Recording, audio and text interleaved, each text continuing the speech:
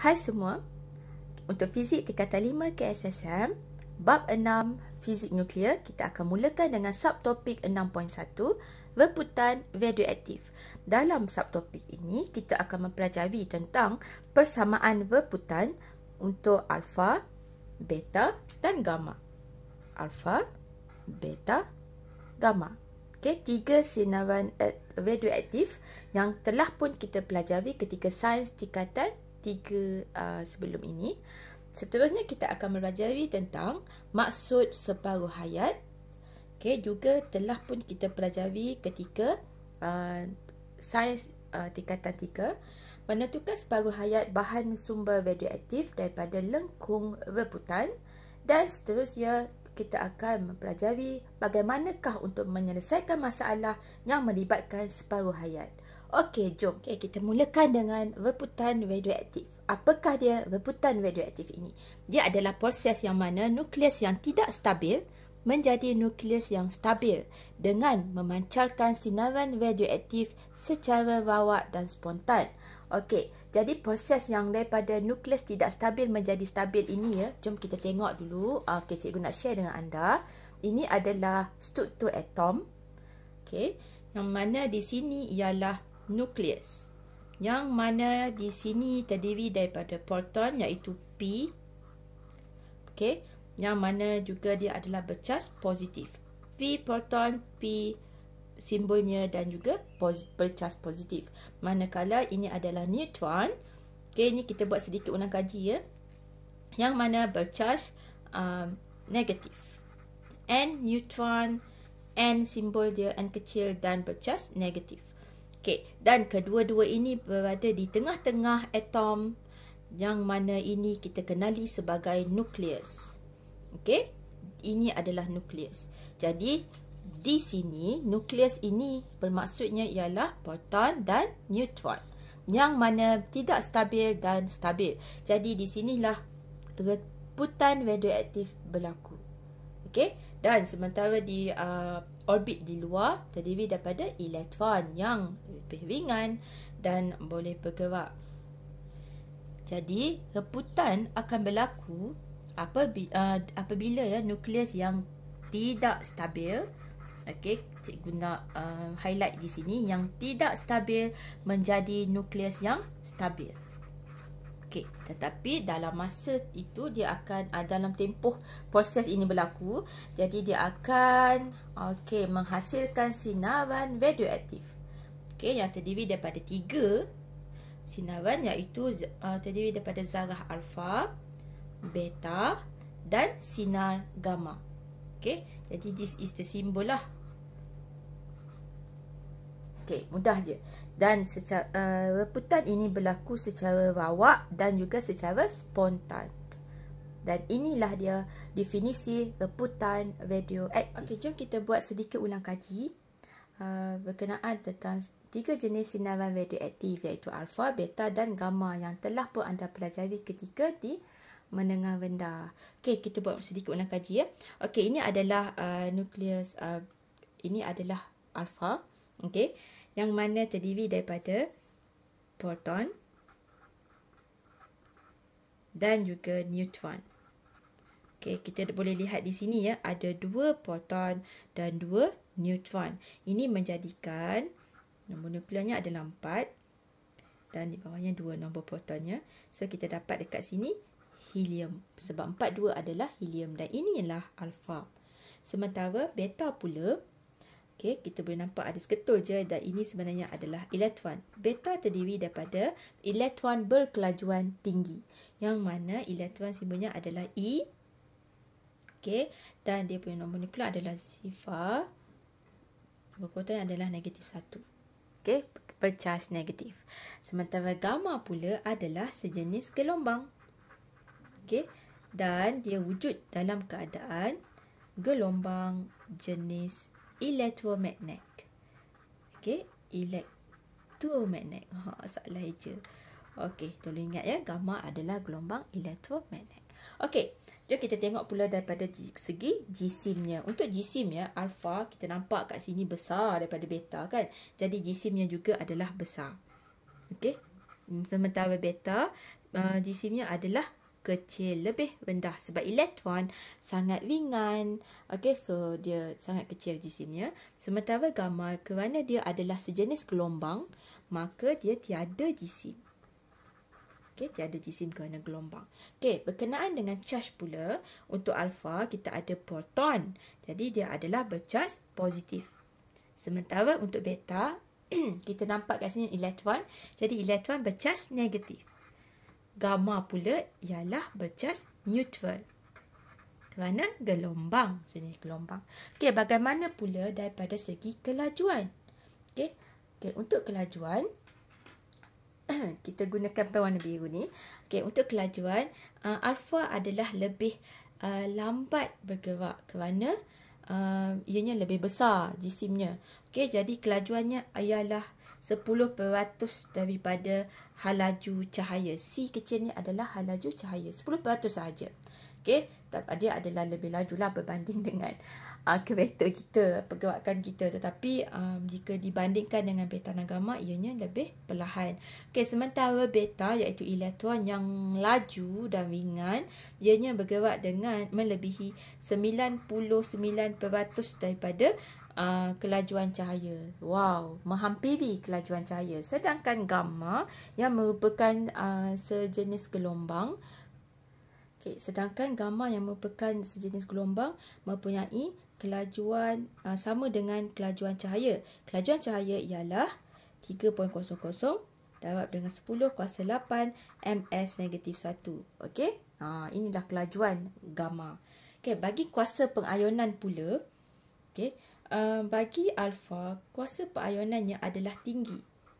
Kerana itu, elektroskop bercas adalah sesuai untuk mengesan alfa. Kerana alfa mudah untuk mengayonkan udara-udara. Okey, sedangkan beta mempunyai kuasa pengayonan yang sederhana sahaja. Okey, tidaklah terlalu tinggi seperti alfa. Manakala untuk gamma, pengayonannya adalah rendah. Okey, bagi kuasa penembusan pula, untuk tembus, alfa adalah rendah. Alfa hanya boleh tembus sampai, tidak boleh menembusi kertas pun. Okey, tetapi beta boleh tembus kertas tetapi tidak boleh tembus aluminium. Okey, jadi kuasa penembusan beta adalah lebih tinggi berbanding alfa. Sementara gamma adalah paling tinggi kuasa penembusannya. Aluminium juga gamma boleh tembus. Yang tak boleh tembus hanyalah plumbum dan konkrit tebal.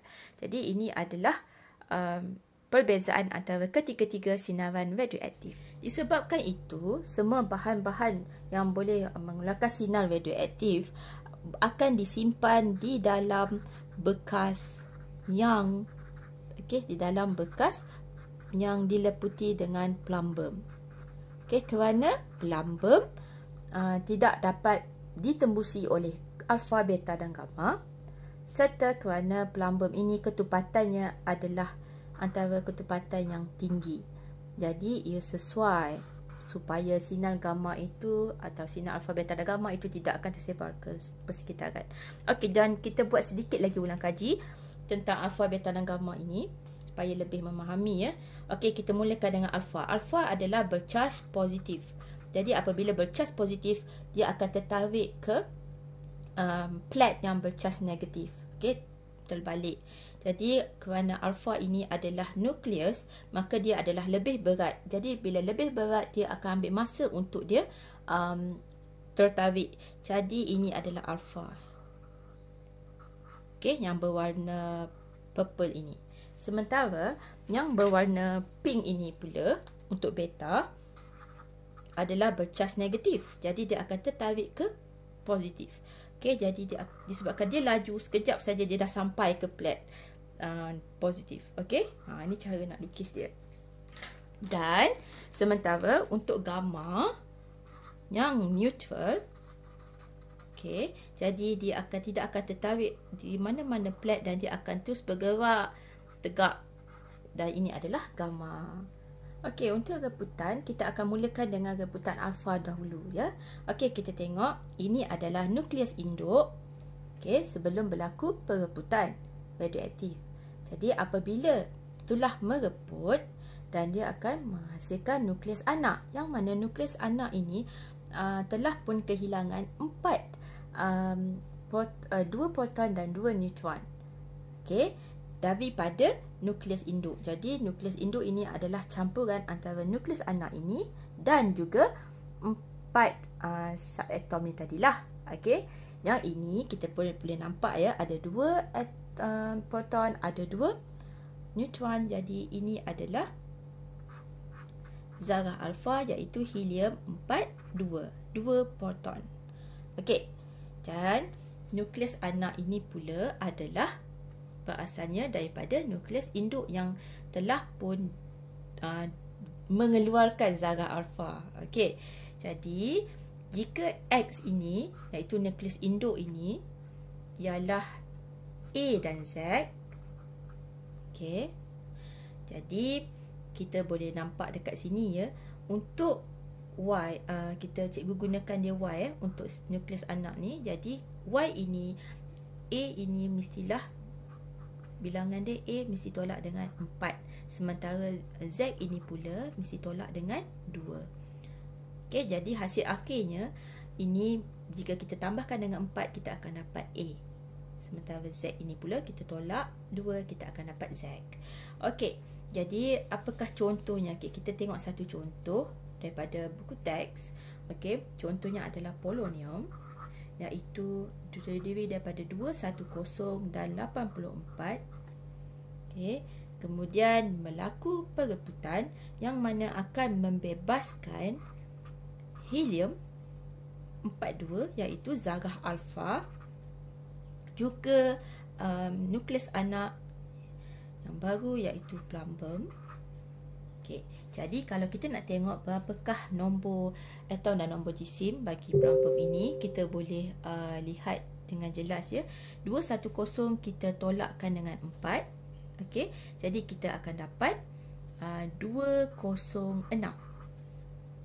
Okey, sementara 84 tadi kita tolak dengan 2, jadi kita akan dapat 82. Jadi kalau kita tengok operasi tambah ya, okey, 206 ini jika kita tambahkan dengan 4, so kita akan dapat 206, kita tambah dengan 4, kita akan dapat 210. 82 kita tambahkan dengan 2, kita akan dapat 84. Okey, jadi ini adalah persamaan bagi rebutan alfa. Okey, cikgu bagi contoh yang kedua supaya mungkin boleh nampak dengan jelas ya. Okey, contohnya adalah thorium, kemudian merebut membentuk radium dan juga helium. Okey, radium ini contohnya adalah 226 dan nombornya adalah 88 ya, nombor proton dia. Helium dia adalah 4 dan 2. Okey, so kita boleh dapatkan nilai bagi thorium ini, nilai bagi nombor jisim dan nombor atom. Okey, jadi kita boleh tambahkan saja 226 tambah 4, kita akan dapat 230. Mudah je. 88 tambah 2, kita akan dapat 90. Dah siap. Okey, baik. Seterusnya kita akan fokus kepada rebutan beta. Okey, rebutan beta macam tadi, kita ada nukleus induk sebelum merebut, dan seterusnya akan merebut membentuk nukleus anak dan juga zarah beta. Zarah beta terdiri daripada elektron kosong negatif 1. Sebab tadi kita dah bagi tahu ya, beta adalah elektron. Jadi elektron adalah E kosong negatif 1. Okey, dan ini adalah zarah beta. Okey, jadi jika X iaitu induk ini ialah A dan Z, jadi untuk nukleus anaknya, disebabkan ini kosong, jadi dia kekal A. Dan ni adalah negatif. Jadi apabila negatif, kita akan dapat tambah 1. Jadi bila Z tambah 1 tambah dengan negatif 1, kita akan dapat Z. Okey, dan inilah dia rebutan beta. Jom kita tengok contoh. Antara contoh yang cikgu nak sharekan ialah Na, iaitu 24 11. Okey, merebut membentuk Mg, magnesium, 24 dan 12. Dan kita dapat elektron kosong negatif 1. Jom kita semak. Okey, daripada sini kita boleh nampak 24 tambah kosong jadi 24. Betul kan? Okey, sementara 12 tambah negatif 1, maka dia akan menjadi 11. Ya, betul. Okey, mudah je. Okay, contoh yang kedua cikgu nak sharekan dengan anda ialah protactinium Pa mereput menjadi uranium dan membentuk beta, iaitu elektron kosong negatif 1. Okey, jika uranium di sini hasil daripada perebutan protactinium ini, kita dapati nilainya menjadi 2, 3, 4 dan 92. Maka kita boleh dapatkan nilai bagi protactinium. Okey, jadi 2, 3, 4 kita tambahkan dengan sifar menjadi 2, 3, 4. 92 kita tambahkan dengan negatif 1. Jadi kita akan dapat 91. Okey, dan ini adalah perebutan beta yang akan menghasilkan beta. Baik, seterusnya kita akan fokus kepada rebutan gamma yang ketiga. Okey, sama macam alfa dan beta, terdiri daripada nukleus induk iaitu X dan yang mana ada A dan Z. Kemudian merebut membentuk nukleus anak dan membebaskan sinar gamma. Okey, iaitu gelombang elektromagnet. Okey, jadi sinar gamma ini cikgu akan buat bentuk gelombang lah. Okey, sementara untuk nukleus anak kita gunakan Y, dan disebabkan gamma ini adalah kosong-kosong, okey, sebab dia sejenis gelombang, jadi dia ada sama dengan E dan Z juga. Okey, mudah je yang ni. Okey, jadi kita tengok satu contoh. Okey, contoh yang cikgu nak share di sini ialah cobalt 60, 60 dan 27. Okey, merebut berbentuk cobalt juga, masih yang sama, iaitu 60 dan 27 dan juga gamma. Okey, tetapi ada juga contoh lain. Okey, contohnya ialah uranium ini. Uranium 2, 3, 4 dan 92. Apabila merebut, dia akan membentuk thorium 2, 3, 0 dan 90. Okey, jadi kalau kat sini kita boleh nampak ya, dia akan membentuk 1 alfa iaitu helium, 2, 3, 4 tolak 2, 3, 0 kita akan dapat 4. 92 tolak 90 kita akan dapat 2. Jadi memang kita akan bentuk alfa lah di sini. Okey, memang dah terbukti lah. Dan dalam keadaan ini, kadang-kadang dan dalam keadaan ini ia juga membentuk gamma. Okey, gamma juga boleh dihasilkan, dipancarkan dengan bersama-sama dengan kehadiran alfa ataupun sinar radioaktif yang lain.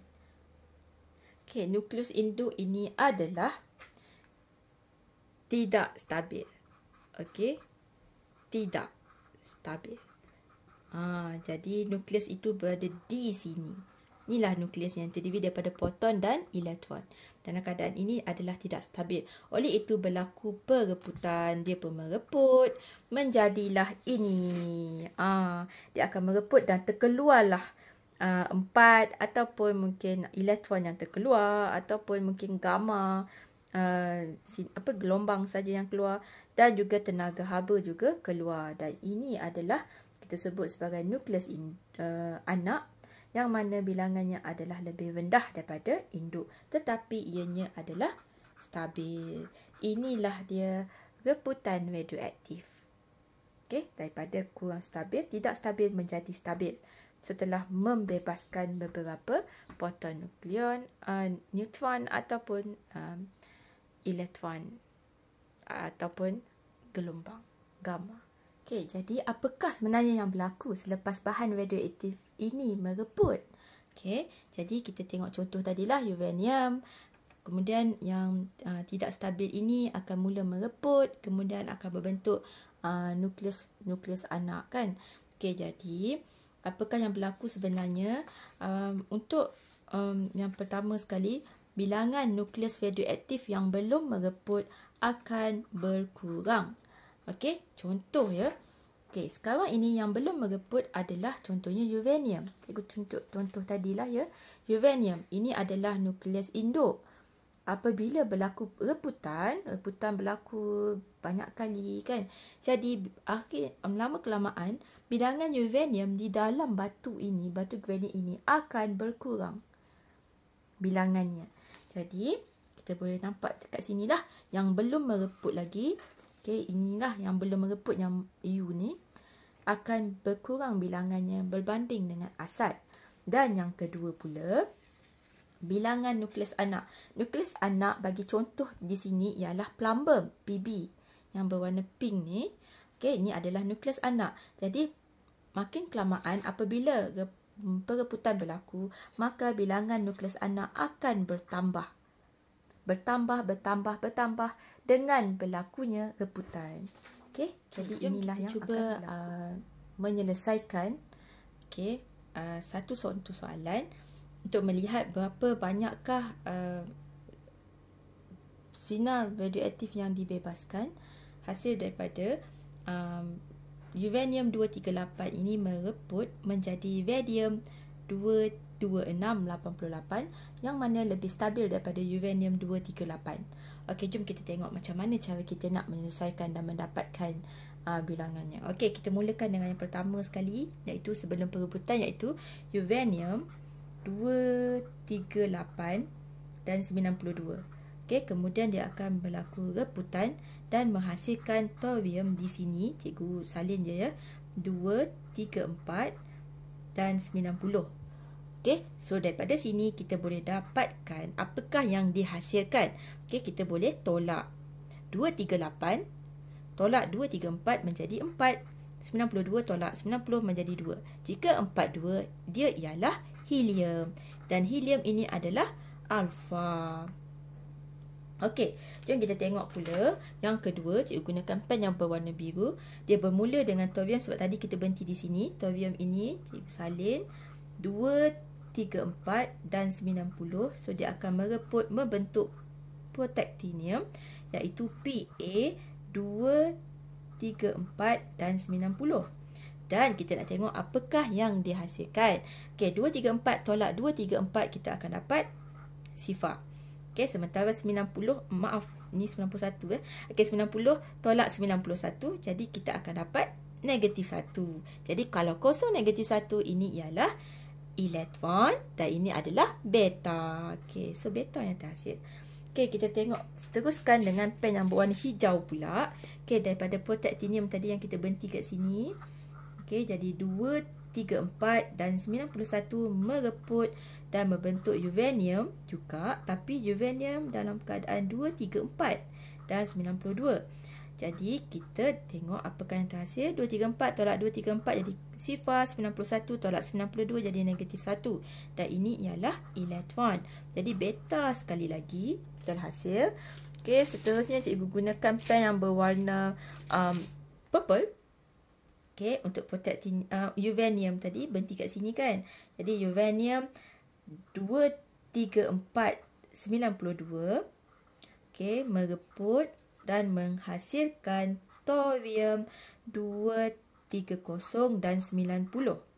Okey, jadi 234 tolak 230 menjadi 4, 92 tolak 90 menjadi 2. Jadi ini adalah helium alfa.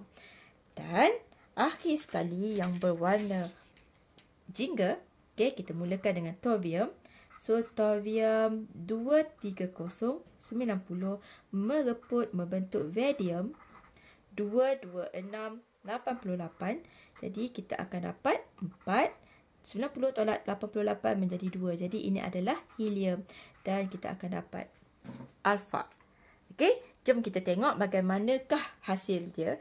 Okey, untuk ini menjadi thorium 234, ianya tidak stabil. Okey, cikgu nak gunakan pen yang berwarna pink. Okey, ianya tidak stabil. Dan dia akan terus mereput. Yes, correct. Okey, sama juga dengan ini, dia tidak stabil dan dia akan terus mereput. Okey, protactinium. Uranium 234 juga adalah tidak stabil, maka dia terus mereput. Thorium 230 juga adalah tidak stabil, maka dia akan terus mereput.